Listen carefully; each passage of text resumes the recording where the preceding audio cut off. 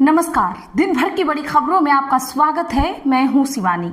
आज की खबरों में बात होगी मोदी कैबिनेट से 6 मंत्रियों का सफाया तय। अपने ही जाल में फंसे मोदी शाह, क्या होगी बगावत की।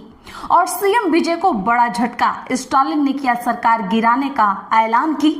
वहीं अयोध्या चंदा चोरी पर वकीलों का अल्टीमेटम, सुप्रीम कोर्ट का बड़ा फैसला की। साथ ही बागियों को चौतरफा घेरा, उद्धव ने बाबरी जनता पार्टी के उड़ाए होश की। और खबर के अंत में बात होगी फिर गिरा चुनाव आयोग, कांग्रेस ने डाला अड़ंगा की।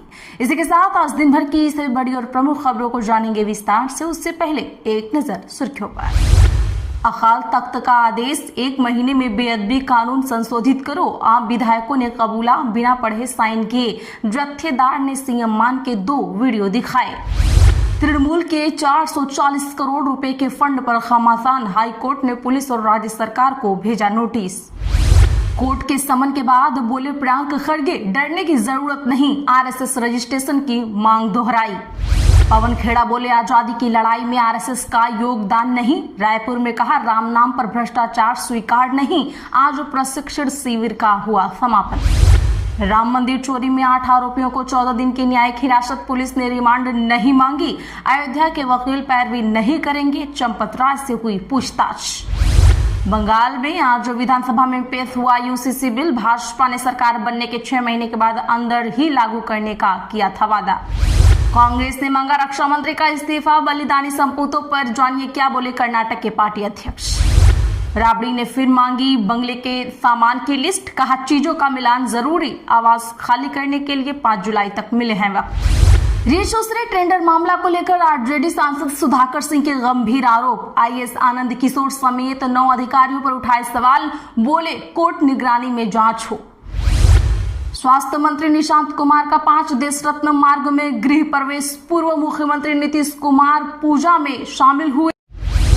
कांग्रेस अध्यक्ष खड़गे ने राज्यसभा सांसद के तौर पर ली शपथ, इन नेताओं को खास तौर पर कहा धन्यवाद। अयातुल्ला अली खामनेई के जनाजे में शामिल होगा भारत, पीएम मोदी की जगह कौन जाएगा ईरान।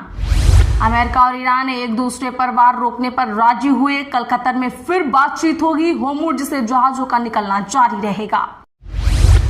इस्तीफे के तीसरे दिन चंपत राज दिल्ली गए। संघ राम मंदिर चढ़ावा चोरी की रिपोर्ट बना रहा, नए सिरे से अब बनेगा ट्रस्ट। सेशल्स में भारतीय समुदाय से मिले पीएम मोदी, गणेश मंदिर में पूजा भी की। महात्मा गांधी को श्रद्धांजलि देकर भारत हुए रवाना। पाकिस्तान में जियो न्यूज पर 15 दिन की लगी रोक, मुहर्रम कार्यक्रम पर धार्मिक भावनाएं आहत करने का है आरोप।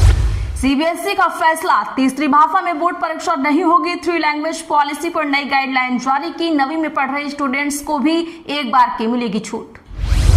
100 रुपए की दलाली लेकर प्रमाण पत्र बनाने वाला बोतल बाबा, लोग कहते पानी को अमृत बनाता है, महिलाओं का बंद कमरे में इलाज करता। सेंसेक्स 372 अंक गिरकर 76,728 पर हुआ बंद। निफ्टी भी 110 अंक फिसल कर 23,946 पर आया। ऑटो और आईटी शेयर्स में रही ज्यादा बिकवाली। चलिए जानते हैं बड़ी और प्रमुख खबरों को विस्तार से। उससे पहले वीडियो को लाइक जरूर करें। तमिलनाडु में गिरने वाली है थलपति विजय की सरकार, स्टालिन ने कर दिया बहुत बड़ा ऐलान। बता दें कि तमिलनाडु में सीएम थलपति विजय की सरकार को लेकर तमिलनाडु के पूर्व मुख्यमंत्री एमके स्टालिन ने बहुत बड़ा दावा कर दिया है। स्टालिन ने कहा है कि विजय की सरकार जल्द ही गिर सकती है और राज्य में जल्दी चुनाव भी हो सकते हैं।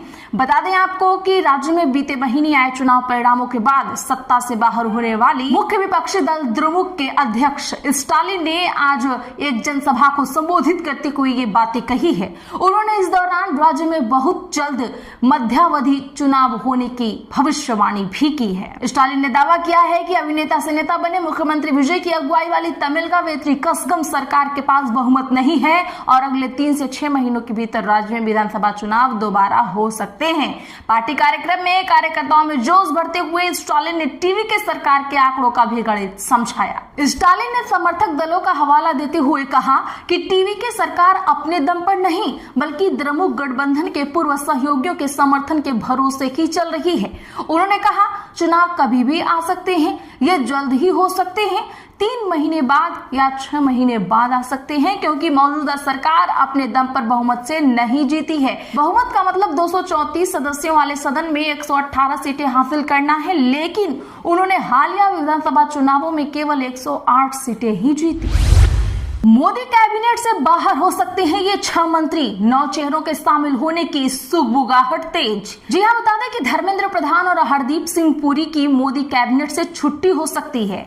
वित्त मंत्री निर्मला सीतारमण का मंत्रालय बदले जाने और आरबीआई के पूर्व गवर्नर शक्तिकांत दास को नया वित्त मंत्री बनाए जाने की सुगबुगाहट तेज है। सूत्रों के मुताबिक मोदी मंत्रिमंडल में ये 2 बड़ा फेरबदल अगले कुछ हफ्तों में हो सकता है। 3 जून को बिट्टू ने अगले साल होने वाले पंजाब विधानसभा चुनाव में उतरने की इच्छा जाहिर की। 4 जून को बीजेपी ने राज्यसभा के लिए 11 उम्मीदवारों की लिस्ट जारी की। इसमें बिट्टू का नाम नहीं था। वहीं चौथे पंकज चौधरी जो राज्य वित्त मंत्री हैं। बीजेपी की इंटरनल पॉलिसी एक व्यक्ति एक पद के चलते चौधरी को मोदी कैबिनेट से मुक्त किया जा सकता है, ताकि 2027 यूपी विधानसभा चुनाव और 2029 लोकसभा चुनाव के लिए उनका पूरा फोकस संगठन और इलेक्शन मैनेजमेंट पर रहे। वहीं 5वें हर्ष मल्होत्रा जो सहकारिता राज्य मंत्री हैं, बीजेपी की एक व्यक्ति एक पद की नीति के तहत 62 साल के मल्होत्रा को कैबिनेट से हटाया जा सकता है। वहीं 6ठे जॉर्ज कुरियन जो अल्पसंख्यक मामलों के राज्य मंत्री हैं, 23 जून को मोदी कैबिनेट के इकलौते ईसाई मंत्री कुरियन ने इस्तीफा दे दिया। इसकी एक वजह अप्रैल मई में हुआ केरलम विधानसभा चुनाव भी है।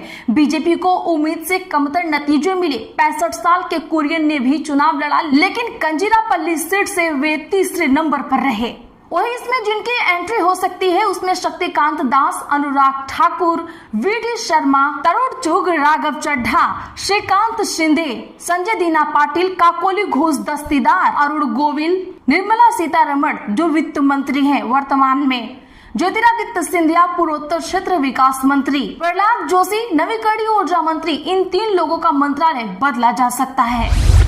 उद्धव ठाकरे ने बीजेपी को बाबर जनता पार्टी बताया, कहा 6 बागी सांसदों की सदस्यता हो रद्द।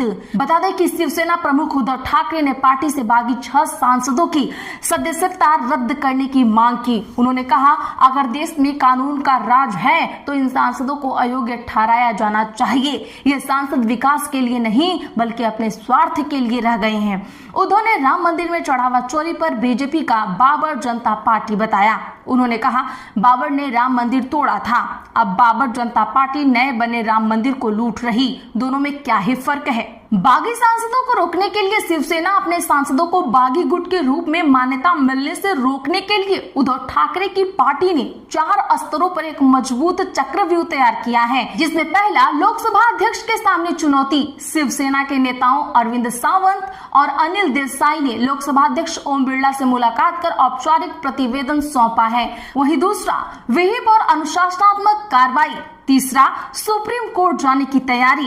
अगर लोकसभा अध्यक्ष ओम बिरला के बागी सांसदों को अलग गुट के रूप में बैठने की अनुमति दी तो ठाकरे गुट तुरंत देश की सबसे बड़ी अदालत सुप्रीम कोर्ट का दरवाजा खटखटाएगा।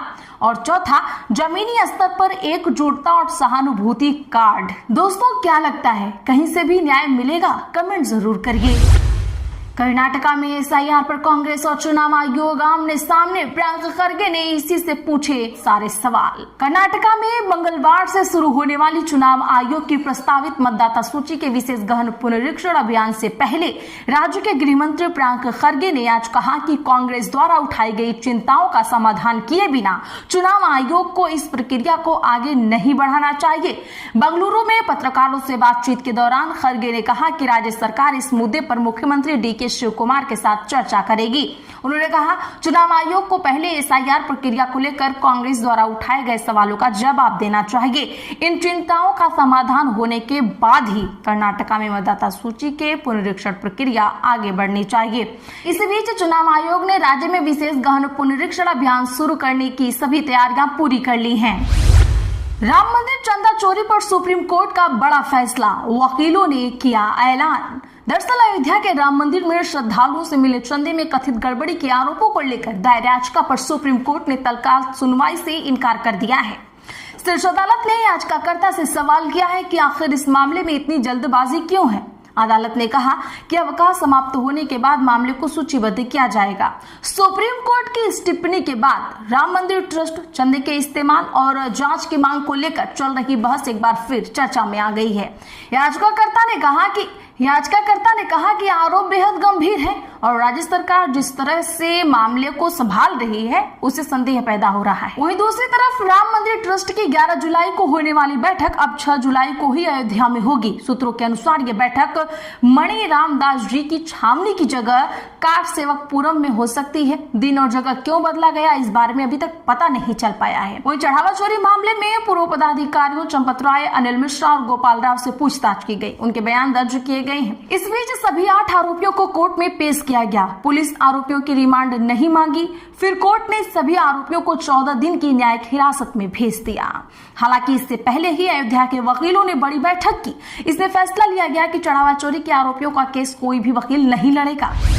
अखिलेश यादव बोले, भाजपा के एजेंडे में सरकारी नौकरी नहीं, युवा नाराज हैं, सरकार बनी तो फेक एनकाउंटर की कराएंगे जांच। दरअसल बता दें कि प्रयागराज में सपा प्रमुख अखिलेश यादव ने आज कहा कि भाजपा के एजेंडे में सरकारी नौकरी तो है ही नहीं, वह युवाओं की नाराजगी की परवाह ही नहीं कर रहे।